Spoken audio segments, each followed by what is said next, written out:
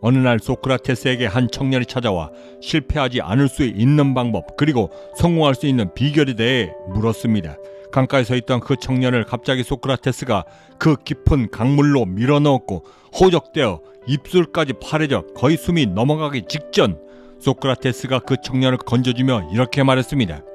강물에서 허우적거릴 때 자네가 가장 원했던 것이 무엇이었는가? 거친 숨을 몰아쉬며 청년이 이렇게 답합니다. 당연히 공기죠. 숨을 못 쉬겠는데. 그때 소크라테스는 웃으며 이렇게 답합니다. 그게 바로 자네가 찾던 성공 비결과 실패하지 않을 수 있는 비결일세. 목숨이 왔다 갔다 하는 상황에서 그토록 간절히 원했던 그 공기를 얼만큼 원하고 갖고 싶은가에 따라 자네의 성공과 실패가 달라지는 것일세. 그리고 그 성공을 얼마나 빨리 얼마나 많이 갖고 싶은가에 따라 자네의 성공의 크기가 결정되고 얼마나 빨리 성공할 수 있는가를 결정해 주는 것일세. 나는 이것을 성공과 실패를 가르는 욕망이라 부른다네. 교육받지 못한 도둑. 그러면서 소크라테스는 마지막으로 그 청년에게 이렇게 조언했습니다. 교육받지 못한 도둑은 그 기차에서 그저 몇 푼 안 되는 돈과 물건들만을 훔치지만 그나마 교육받은 도둑들은 그 기차 전체를 훔치려 하고 그 안에 들은 모든 것들을 가지려 한다네. 성공은 학점과 성적이 아니라 지식과 경험 그리고 그것에서 비롯된 지혜로 어떻게 경쟁하느냐에 따라 자네의 성공과 실패의 명암이 달라지는 것일세. 전 세계 380만 부가 팔렸던 세계적인 베스트셀러 당신은 반드시 이긴다의 저자 시브 케라는 자신의 책에서 이렇게 말했습니다. 우리의 생각은 원인을 만들고 생각이 우리에게 심어지면 행동이 나타나며 행동이 습관으로 거듭나면 승자와 패자가 갈린다. 성공과 실패의 차이는 패자는 언제나 어제처럼이라고 행동하려 하지만 승자는 오늘만큼은 어제와 다른 일을 하려 하고 더욱이는 다른 사람들과 전혀 다르게 노력하려 하는 것이다. 운명론적 태도. 실패하는 사람들의 가장 첫 번째 이유는 바로 자신에게 일어나는 모든 일들을 자신이 태어나며 갖게 된 운명과 운에 맡긴다는 것입니다. 단 한 번이라도 성공을 향해 도전해 본 사람이라고 한다면 공통적으로 느끼게 되는 것은 성공에서의 실패와 실수는 반드시 일어나고 이 모든 과정은 지구상에 존재하는 모든 사람들에게 매우 공정한 몫이라는 것입니다. 마치 모두가 죽는 것처럼 말이죠. 하지만 그 똑같은 실패를 어떤 사람들은 반면 교사로 삼고 또 어떤 사람들은 그저 자신이 타고난 운명으로 치부해버립니다. 이 둘의 차이는 실패를 통해 배울 수 있는가 없는가를 만들게 되고 그때부터 삶의 방향이 급격히 바뀌게 되는 것입니다.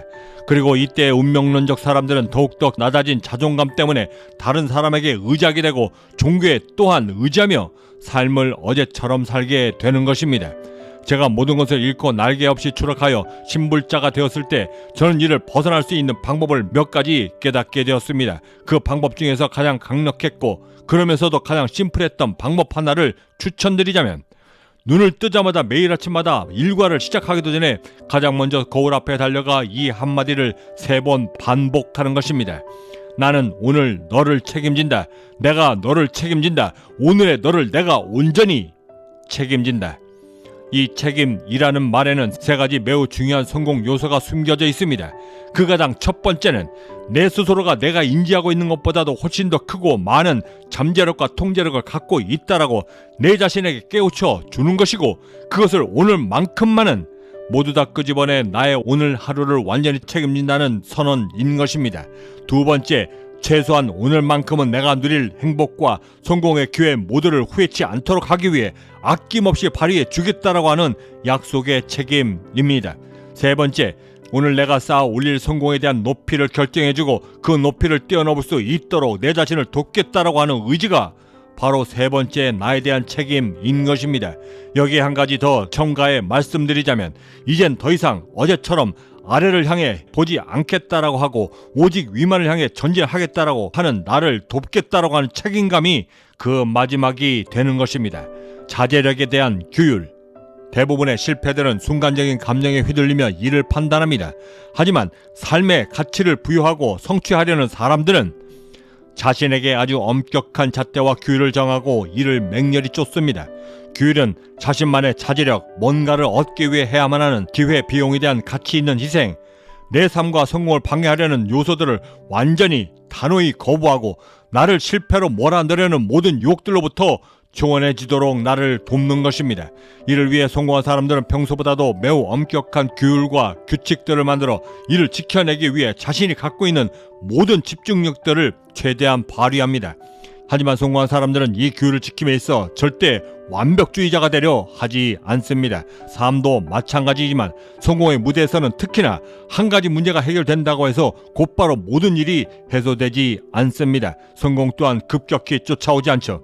세상이 공평치 않다라고 하는 것을 받아들일 수 있게 되면 비롯되는 모든 문제들을 어떻게 피해 나갈 수 있는가라고 하는 지혜를 발휘할 수 있지만, 공평치 못한 세상만을 탓하게 되면 결국 다치고 멍드는 것은 나 자신뿐인 것입니다.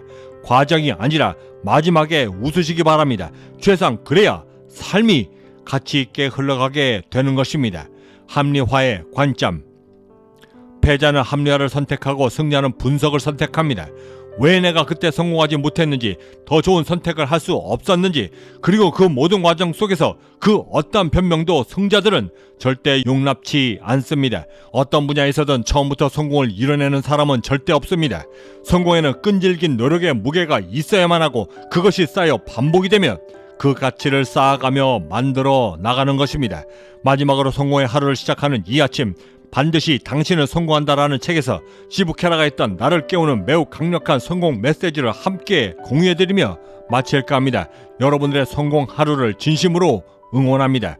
경제적 자유민은 행복한 부자를 꿈꿉니다. 그리고 보통 사람들의 평범한 꿈들이 모여 비범해질 수 있도록 함께 만들어 나가는 비전 공동체이기도 합니다. 구독과 좋아요, 알림 설정은 그 거대한 꿈을 시작하실 수 있는 아주 작은 실천의 시작이 될 것입니다. 지금까지 경제적 자유민이었습니다. 감사합니다. 이 세상에 남겨진 사람들 중에 내가 아는 한 위대한 자는 절대 없다. 단지 지극히 평범한 사람들이 오늘에 맞서 싸워 위대한 도전의 결과를 얻어낸 것뿐. 남이 당신을 알아주지 않는다 하여 근심할 가치도 없다. 오늘 당신이 기울이는 그 모든 노력과 열정들은 어딘가 있을 신이 모두 다 지켜보고 기억하고 있기 때문이다.